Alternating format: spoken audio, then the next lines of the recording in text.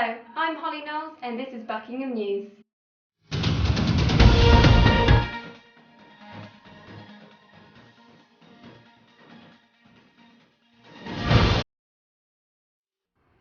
Good news for the university, as renowned historian and head teacher Sir Anthony Selden will take up the post of Vice Chancellor in September. So ends a lengthy period of uncertainty that began when Professor Terence Keeley stepped down last year. Alex de Brouw looked into the background of the man who will take his position at the helm later this year. Sir Anthony Selden, former headmaster of Wellington College, will begin his tenure as Vice Chancellor of the University of Buckingham later this year. Sir Anthony is widely recognised as being one of Britain's foremost historians. He is the honorary historian of Downing Street, and his official history of it is published next year. He also continues to influence future government policies with his innovative approach to teaching. As headmaster of Wellington College, Sir Anthony instituted happiness and well-being classes and pioneered work on holistic education. Key aspects of his teaching methods are that education should be active and also fair, with a reduction of rules and punishments. Lots of students, lots of undergraduates and postgraduates across the world are really not very happy, or they go through periods, and it is about helping people develop their own inner resources so that they can cope better when adversity comes. The appointment has proved especially popular amongst the members of Buckingham staff and student union. He seems a kind of guy that you can talk to. And he talked as if he was going to provide the leadership that this university really needs to take us into the rest of this century, basically. He's definitely the man that's come out on top with the best plan for the university. Certainly he seems like a man who's got a very clear vision of where he wants to take the university. He's got a clear background on what he wants to do and how he's going to achieve the things, and I think the university's made a good choice. It's going to be an exciting time, and we're going to lay out a plan for carrying that forward, and so I'm really excited about the next few years here at Buckingham. Sir Anthony Selden will one day have his portrait painted, and he'll join his illustrious forebears on the walls of the Senate room. The university will be looking to him for leadership, vision and success between now and that time. It's a rosy picture. This is Alex de Brouw, Buckingham News. As people with so much, it is important to see what you can do for the less fortunate. Ripple Africa, a charity dedicated to helping the thousands living in poverty in Malawi, does just that. Jodie Hutchings went to find out how two people's experiences in Malawi inspired them to get involved. Malawi is a small country in the south of Africa, bordering Tanzania, Mozambique and Zambia. Half the size of the United Kingdom, Malawi is home to over 16 million people. Over 50% of its inhabitants live under the poverty line, and their life expectancy is just 55 years. Ripple Africa was created to improve living conditions, education and healthcare for the Malawian people. The charity was founded in 2003 by Liz and Jeff Ferber after a life-changing trip to the villages of Malawi. Their small charity now employs over 150 Malawian people, with 2,000 Malawans working on projects, as well as a passionate team in the UK and the USA. The charity strives to provide a hand up and not a hand out, to enable communities to sustain themselves and future generations to come. Well, it's not sustainable, really. We don't think, to just give things out. What happens when we stop giving things out, or the funding ends? So what we try and do is we try and empower the local communities to achieve a sustainable future for themselves. Ripple Africa is creating a positive future for thousands of people so that their life experiences can be full of happiness, not poverty. So when I was working out there for another 2 years, so I was out in Malawi for 3 years in total. Primarily I was working on the fuel efficient stove project. It's called Changu Changu Moto in the local language, which means quick fire. So that's really good because it saves wood, and we're actually operating that one over the entire district, so about 40,000 households. If you're interested in finding out more, volunteering or donating, visit www.rippleafrica.org. This has been Jodie Hutchings for Buckingham News. In other news, last week Buckingham received a touch of magic as illusionist Caspian came to town. He walked around the local shops and the Tanlaw Mill, enthralling and surprising shopkeepers and customers alike with his baffling magic tricks. The visit wasn't entirely for shock value, however. Caspian has a show at the Roxburgh Theatre on the 5th of June. Tickets are available online.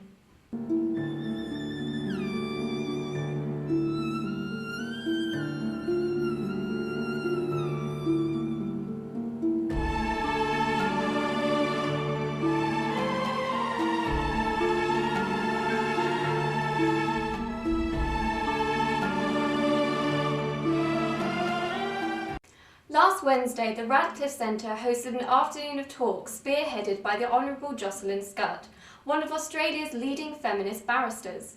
The talks covered a range of subjects but focused mainly on women's rights, particularly under law in the 21st century. Rabiatu Baboy went to investigate. Sex, Gender, Law and Culture, A Perspective of Women's Rights and Wrongs was a series of lectures given by some of the world's foremost authorities on women's rights. The talks were designed to stimulate queries, discussions and debates, and the speakers did not disappoint. The law school's professor, Susan Edwards, provided an analysis of women's position in law and society.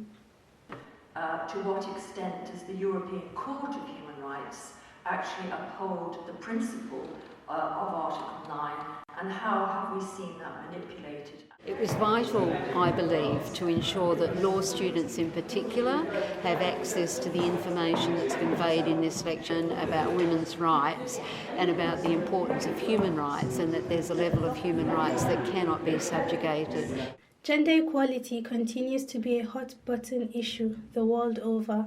It is at conferences like this one that the message of equal rights continues to be furthered for the betterment of everybody. Rabiatu Baboy, Buckingham News. Now, from the hotly debated issue of women's rights to a real-world brouhaha that rages on.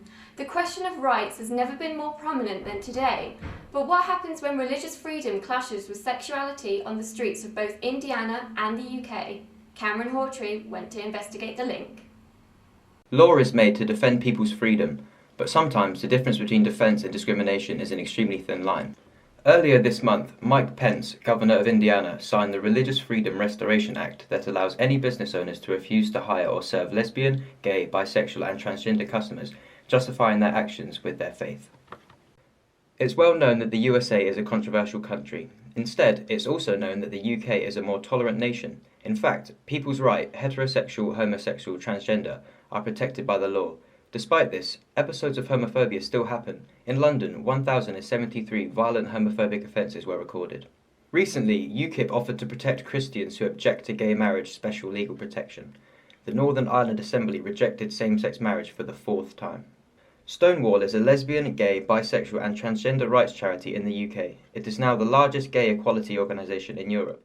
A Stonewall spokesperson said, whilst many argue that lesbian, gay, bisexual and trans people are now equal in law in Britain, the LGBT community still suffers from prejudice and discrimination on a daily basis. Therefore, although it's illegal for a goods or services provider to discriminate against someone for their sexuality, we know there are cases across the country where this form of prejudice takes place. Q Alliance is a Milton Keynes charity that provides support for LGBTQ people in Buckinghamshire. I cannot accept that what you believe is more important than what I am. The UK has still a lot of things to cover, but compared to other European countries, we're years ahead of most of the world. But there is still a very strong push of religious extremists who are backed up by one of the two major political parties, unfortunately. Having a law that protects people's rights does not always mean that everyone agrees to respect it. The journey to freedom and equality is still long, but who knows if maybe one day people will stop freeing what they don't understand. This is Cameron Hawtrey, Buckingham News. Now over to our politics show with Dan Morris.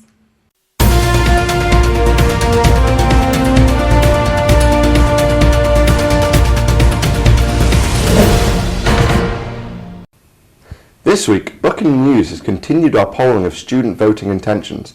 Here to break down the figures is Federica Battiato. This week, the Buckingham News poll continues. With only 1 week to go to the general election, the poll is beginning to reflect a concrete assessment of voting intentions at University of Buckingham. This week, the Conservatives managed to keep a hold on their 40% share of the vote. It's a similar picture for Labour, who saw their 27% share from last week increase by just 1%. The Green Party's share of the vote was 17%, marking a slight upward trend from last week. UKIP's support has collapsed, however. This week they polled at just 9%, a weak showing for a party that promised so much in the first weeks of our poll. It's the opposite story for the Liberal Democrats, whose 7% of the vote reflect an increasing body of support. This is in spite of an NUS campaign to ruin the Liberal Democrats. For now, at least, it appears that Nick Clegg's party has proven more influential with Buckingham students. The Conservatives maintain a stranglehold of voting intentions at the University of Buckingham. This is a strong position for them to hold as the final week of their campaigns play out. And now, back to the studio. We recently interviewed both Green Party candidate Alan Francis and Speaker of the House of Commons John Bercow. However, the third candidate running for election on May the 7th, UKIP's Dave Fowler, has been consistently absent from the campaign trail. Back in September, Mr Fowler admitted to Buckingham Today, "I don't think I can beat him. Being realistic, it's a big task." Buckingham News contacted Dave Fowler for an interview, but received no response. Now, in local council election news, last Thursday the Aylesbury Vale District Council held their council hustings at the Radcliffe Centre in Buckingham. We sent Elisa Lee down to see if any of the candidates were particularly vote-worthy. A hustings is an event in which candidates debate and give speeches in order to win over voters. The hustings for AVDC candidates was held in the Radcliffe Centre in Buckingham and was attended by 6 AVDC candidates. And this should be a place where town and gown appreciate each other's gifts and contributions. There's a lot of good stuff going on, but I think there's much more possible. I spend an awful lot of my time dealing with issues to do with children. But the main thing is, no matter who it is, whoever they are, if you come to me, I will listen to you, I will take action on your behalf. I may not always produce results, because politics is not an exact science, and people aren't always so genuine and aren't always so understanding. The hustings was well attended by Buckingham residents. We shall have to see if any of the candidates have done enough to convince voters of their worth. This is Elisa Lee for Buckingham News. Holly? Last Friday, a party was held on Beloff Lawn to celebrate the launch of the new app, Student Proxy, with academic talks, a barbecue and promise of free food. The party was guaranteed to be a success. We sent Joanna Lynn along to see what the fuss was about. Student Proxy is the name of the app, launched by 3 students at the University of Buckingham, who held a barbecue on Beloff Lawn to celebrate and raise awareness of their new academic application. We have started the program as part of the business enterprise degree, and we're very grateful for Buckingham to give us the opportunity to do that. Thank you, Nigel Adams. And so right now on the app we have content from the Open University and from the University of Buckingham. The app is aimed toward mature students that have had a long break from the education system and teach key skills that may have been lost over time to help them integrate themselves and manage life at university. The app will refresh students on mathematics and give them access to Harvard references, as well as refined academic content from reputable institutions. The app will also have a communication tool that provides a social aspect to the platform, allowing students to share problems, advice, solutions, and encouragement to one another. So for now, Google and Apple are 2 separate platforms and have different standards. So we've met the standards for Google, and now we are working towards meeting the standards for Apple, so you will be seeing it soon on Apple.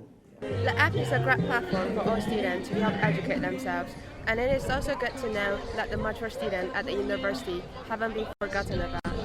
Joanna Lynn, Buckingham News. And now, over to sports with Elliot Beverley. Thank you, Holly. The Buckingham Sports Union has been unable to obtain independent funding from the university and are sharing money they receive with the SU. Just why does the university deem the BSU unworthy of its own funding, yet provide the SU with a separate budget? Jason Dunn investigates. The University of Buckingham currently provides funding which is shared between the BSU and the SU. However, the SU are also recipients of a termly grant, unlike the BSU, who are restricted to sharing what little funding they have with the SU. Why do you share funding with the BSU when you're the recipients of an independent termly grant? Up until recently, the sports union would have been a sports society, so they would have fallen under the student union constitution, and therefore we would have supplied them with a temporary grant as we would have done with any other society. Do you think the current structure is unfair on the BSU? I think previously it was, but now things have changed. They've got their own independence while they still remain affiliated with us, so they can still benefit from grant applications. What can be done to make all parties involved happy? Well, this report would definitely make all the parties happy in the sense that it not only frees up extra money in the student union grant of 10 grand per term, it would also help the student union as they've only got a once-off £2,000 grant, and once that's gone, it's gone. How the university plans to create a level playing field for all parties in terms of funding remains to be seen. This is Jason Dunn for Buckingham News. As we look towards the summer term, students will be looking forward to enjoying the fresh open air, especially if they're participating in one of the most active sports there is, netball. Henry Thompson went down to check in on how well they're doing. Netball was once the biggest sports society in the university, boasting over 35 members. Years on, with club membership dropping down to only 5 members, netball president Jenny Savage is looking to revive popularity within the university once more. Well, we'll be doing student announces, hopefully when all our members come back, because we've got a lot of girls doing off exams at the moment.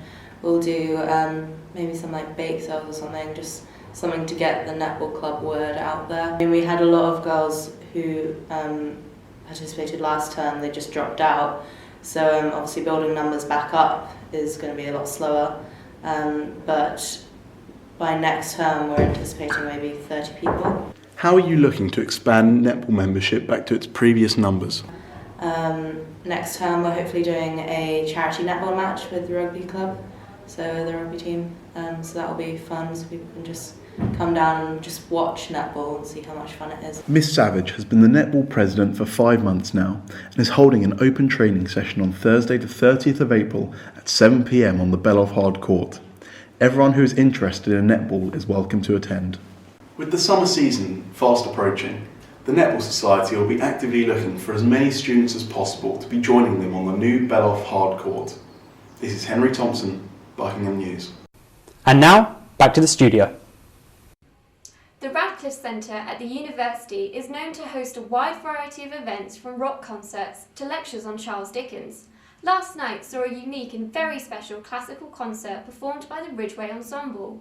Eddie de Jong Frank went along for the show, which focused on Queen Victoria and Prince Albert's mutual love for music. Queen Victoria raided Britain from 1837 to 1901 and married her German cousin Prince Albert in 1840. Their mutual passion for music was at the heart of their relationship from the beginning. Formed back in 2008, the Ridgeway Ensemble brings together popular and less widely performed music to communities within Buckinghamshire, Bedfordshire and Hertfordshire. The most unusual music in the program this evening is a group of songs which the ensemble unearthed in the British Library.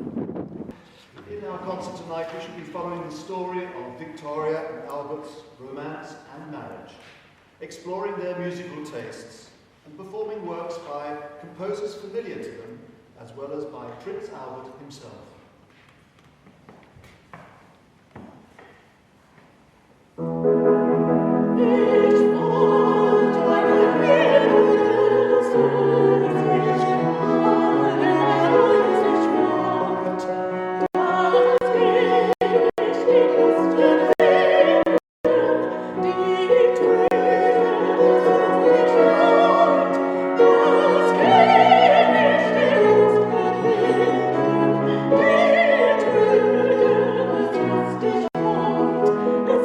The group is a four-piece and consists of Judith Sheridan, the voice, Margaret Richards on cello, Valerie Ashwood Perillo, the pianist, and William Winfield, the reader for the concert. Some songs composed by Prince Albert for voice, cello, and piano have remained unpublished and unperformed, until, however, the ensemble decided to bring to life the musical world of the royal couple.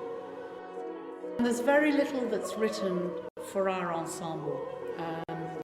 So whenever we find any piece like the Piatti or like Albert's songs, 3 songs with cello, then we jump on it. So we have to build a programme around it. So we then build a programme around it. And of course you have to remember that music was really the only entertainment that they had. So music in anybody's life was really important. The concert tonight proved that in 2015, 114 years after the Victorian era ended, the music adored by Queen Victoria and Prince Albert is still listened to with the same enjoyment and intrigue as it was those many years ago.